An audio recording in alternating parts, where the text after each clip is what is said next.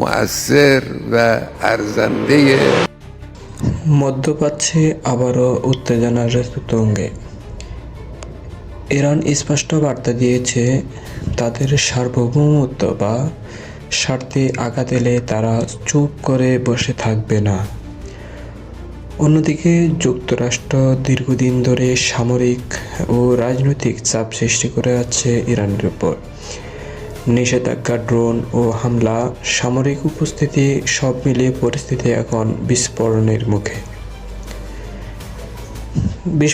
বিশ্লেষকরা বলছেন, ইরানের কাছে আছে শক্তিশালী মিসাইল সিস্টেম, ড্রোন প্রযুক্তিতে তারা এখনও মধ্যপ্রাচ্যের শীর্ষে।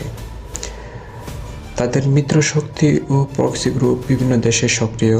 সরাসরি যুদ্ধ না করে বড় ক্ষতি করার সক্ষমতা আছে ইরানের কর্মকর্তারা ঘোষণা দিয়েছেন,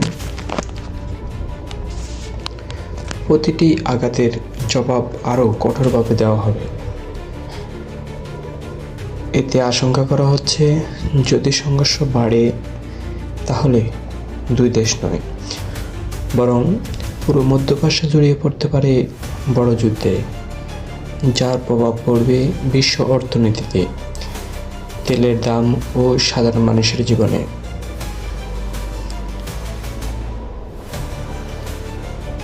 সব সময় বলবে, তবে পরিস্থিতি স্পষ্ট, ইরান আর আগের মতো নীরব নয়। ইরান ইসরায়েল ও যুক্তরাষ্ট্রকে কঠোরভাবে দমন করার জন্য প্রস্তুত রয়েছে। তাদের উদ্দেশ্য ইসরায়েলকে বিশ্বের মানচিত্র থেকে মুছে ফেলা। তবে হাল ছাড়ার পাত্র নয় ইরান।